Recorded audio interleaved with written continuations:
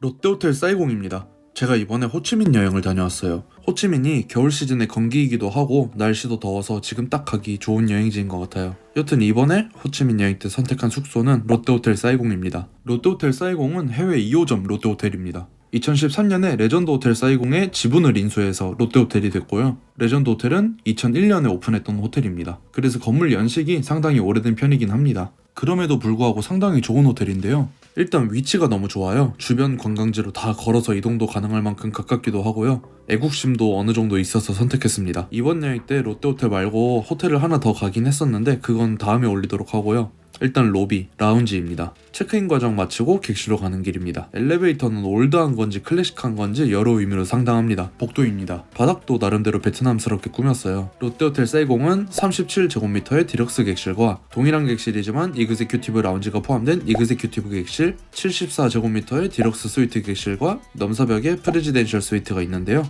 제가 이번에 묵은 방은 디럭스 스위트 킹 리버뷰 객실입니다. 한쪽에 침대, 한쪽에 거실이 있는 전형적인 스위트룸이고요. 무엇보다 마음에 들었던 건 방에 들어서자마자 보이는 사이공 강뷰입니다. 저 건너편이 2TM이라고 앞으로 개발될 곳이래요. 조단위 프로젝트가 여러 대 있으니까 몇 년 후에 다시 오면은 이 뷰가 상당히 달라져 있겠네요. 문 앞에는 이렇게 닭들이 있습니다. 침대 바로 옆에서도 뷰를 즐길 수 있는 창이 있고요. 반대편에는 옷장이 있습니다. 방에 따라서는 저 책상 부분에 파티션이 있는 경우도 있대요. 침대는 롯데호텔에 걸맞게 아주 좋았습니다. 침대와 거실 공간 사이에는 미니바가 있고요. 빼빼로가 있습니다. 그리고 디럭스 스위트는 타 객실과 다르게 화장실과 욕실이 분리된 형태입니다. 화장실도 솔직히 이 정도면 훌륭합니다. 타월도 넉넉하게 챙겨주고요. 욕실은 화장실을 따로 뺀 만큼 아주 넓습니다. 아주 좋아요. 욕조도 있고 샤워부스도 있습니다. 세면대가 2개 있는 것도 디럭스 스위트룸의 장점입니다. 저렇게 2개 있으면 알게 모르게 편한 점이 많아요. 요즘 국내 호텔에서는 친환경을 이유로 안 준다는 각종 일회용품들이 있고요. 어메니티는 네이처 터치입니다. 사실 처음 보는 브랜드라 잘 몰라요. 샤워부스 안에도 이렇게 어메니티를 따로 챙겨주시고요. 사실 객실을 보면 전체적으로 낡은 느낌은 납니다. 롯데호텔로서는 2013년에 오픈한 것이 맞지만 2001년에 오픈한 호텔이고 인수 당시 리노베이션은 아주 기초적인 수준이었던 것 같아요. 2013년 이전에 레전드 호텔 사이공에서 머물렀던 다른 분들의 후기를 보면 실제로 롯데호텔 객실하고 별 차이 없거든요.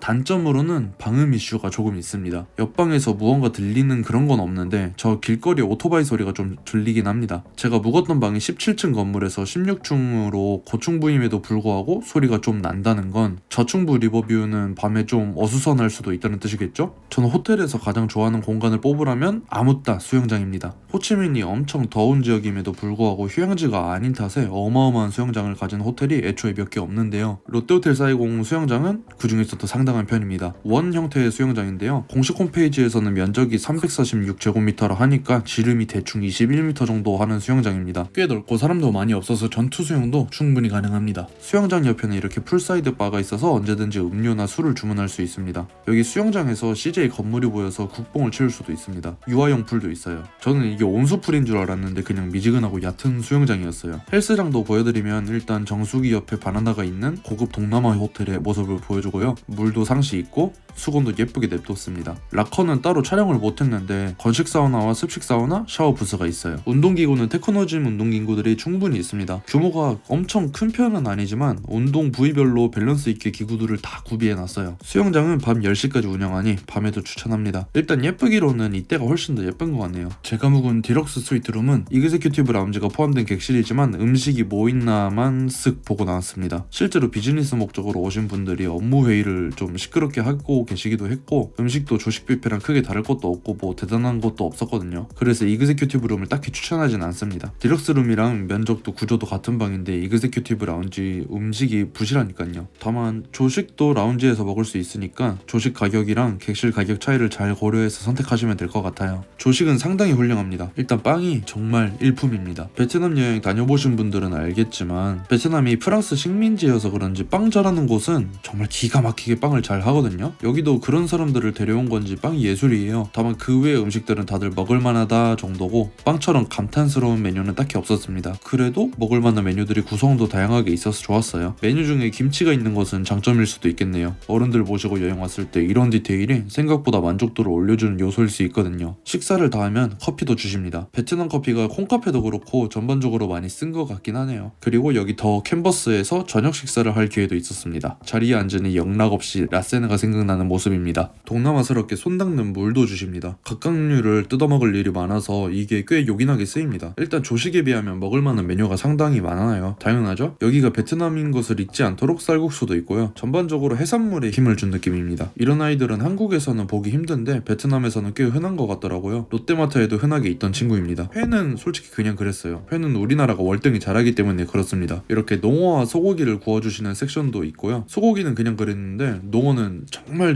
기가 막히게 구워주셨습니다. 그리고 자리에 있으면 이렇게 랍스터를 주십니다. 이게 여기 시그니처라 하더라고요. 위에서부터 칠리, 갈릭, 치즈버터입니다. 다 맛있어요. 이것도 서울에서 특히 라세네에서 먹는 랍스터에 비하면 부족하긴 하지만 그럼에도 불구하고 상당히 잘 구웠고 맛있고 수분감까지 살아있는 랍스터였어요. 그리고 이곳의 또 다른 시그니처인 머드크랩. 어떤 현지인 테이블은 이것만 잔뜩 쌓아놓고 드시더라고요. 그리고 특별 메뉴 같은 거를 하나 더 주십니다. 이게 뭔가 했는데 푸아그라더라고요. 요즘 한국에서는 찾아보기 힘든데 반가웠습니다. 그리고 디저트. 사실 조식에서 빵이 너무 맛있어서 디저트 섹션에 대한 기대가 엄청 컸었는데 여기는 그 정도는 아니었어요. 먹을 게 생각보다 없더라고요. 저 마카롱 트리는 먹는 거 아닙니다. 아이스크림은 맛있었어요. 이건 식사 마무리로 정말 좋았네요. 그리고 크레페도 구워주십니다. 이건 정말 맛있는 나인데 제가 생각 없이 초코 시럽을 뿌려놔서 너무 달았어요. 다시 객실. 일룸 다이닝으로 해물라면이랑 볼로네제 스파게티를 시켰습니다. 베트남 물가를 생각하면 말도 안 되는 가격이고 5성급 호텔 룸서비스라 생각하면 상당히 합리적인 그런 가격이었어요. 이건 맛있다기보다 야밤에 배고플 때 시켜먹기 좋은 것 같아요. 호치민에서 늦은 시간에 다니는 것이 무섭기도 하니까요. 이렇게 롯데호텔 사이공을 잘 다녀왔습니다. 다녀와서 느낀 점은 일단 첫 번째로 서비스입니다. 나중에 다른 베트남 영상에서도 또 말할 것 같긴 한데 호치민에서 나름 최고급이다 하는 업장 가면 서비스를 정말 최선을 다해서 한다는 느낌을 받아요. 근데 이게 한국에서처럼 노련하게 능숙하게 잘하는 게 아니라 정말 애쓰는 모습이 보여요.